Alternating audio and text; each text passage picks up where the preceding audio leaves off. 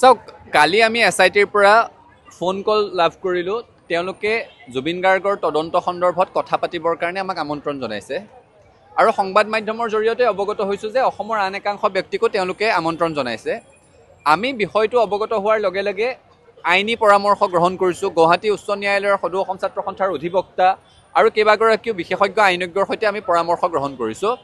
আমি প্ৰথম দিনাৰে পৰাই জুবিন গাৰ্গৰ ন্যায়ৰ সংগ্ৰামখনত জুবিন গাৰ্গৰ পক্ষলৈ আগবাঢ়ি আছোঁ। আমি নিৰপেক্ষ নহয়, আমি ৰাইজৰ পক্ষত, আমি জুবিন গাৰ্গৰ পক্ষত আৰু জুবিন গাৰ্গৰ লাখ লাখ অনুৰাগীৰ পক্ষত। প্ৰথম দিনটোৰ পৰাই আমি কৈ আছোঁ যে শ্যামকানু মহন্ত, সিদ্ধাৰ্থ শৰ্মা, শেখৰ গোস্বামী প্ৰমুখ্যে সকলো দোষীৰ কঠোৰ শাস্তি হ'ব লাগিব। প্ৰথম দিনৰ পৰাই আমি কৈ আছোঁ যে তেওঁলোকৰ অৰ্থনৈতিক অপৰাধৰ তদন্ত হ'ব লাগিব আৰু সেইকাৰণে এই কথাটো স্পষ্ট যে আমি নিৰপেক্ষ নহয়। আমি শ্যামকানু মহন্ত, সিদ্ধাৰ্থ শৰ্মাৰ বিপক্ষে আছোঁ, জুবিন গাৰ্গৰ পক্ষত আছোঁ, লাখ লাখ অনুৰাগীৰ পক্ষত আছোঁ।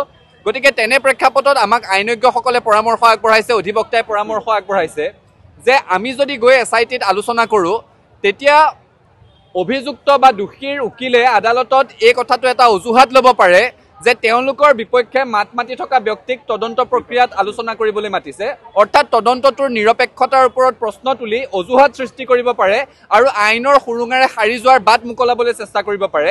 সেইকাৰণে আমি স্পষ্টভাৱে কৈছোঁ যে কোনো কাৰণত এনেকুৱা সুযোগ এই জাতিদ্ৰোহীসকলক দিয়াৰ প্ৰশ্নই আহিব নোৱাৰে আৰু সেইকাৰণে আমি এছআইটিৰ এই আলোচনালৈ নাযাবৰ কাৰণে আজি সিদ্ধান্ত গ্ৰহণ কৰিছোঁ। এই আলোচনাৰ পৰা বিৰত আছোঁ আৰু এটা কথা স্পষ্ট, সংবাদ মাধ্যমত এছআইটিয়ে প্ৰকাশ কৰাৰ তথ্যখিনিক বাদ দিটো গোপন তথ্য একো ক'ব নোৱাৰে, আইনী কথা এটা। গতিকে যিখিনি কথা সংবাদ মাধ্যমৰ আগত ক'ব পাৰে, যিখিনি কথা অসমৰ ৰাইজে একেলগে জানিব পাৰে, সেইখিনি কথাই জানিবৰ কাৰণে সদৌ অসম ছাত্ৰ সন্থা আগ্ৰহী আৰু সদৌ অসম ছাত্ৰ সন্থাই সেইকাৰণে কৈছোঁ তদন্তৰ গোপনীয়তা আমি বুজি পাওঁ। যিবোৰ বিষয়ত স্বচ্ছতা ৰাখিব লাগে সেইবোৰ বিষয়ত স্বচ্ছতা ৰক্ষা কৰি পানী নসৰকা ধৰণেৰে ক্ষীপ্ৰ তদন্ত কৰিবলৈ এছআইটিক আহ্বান জনাইছোঁ।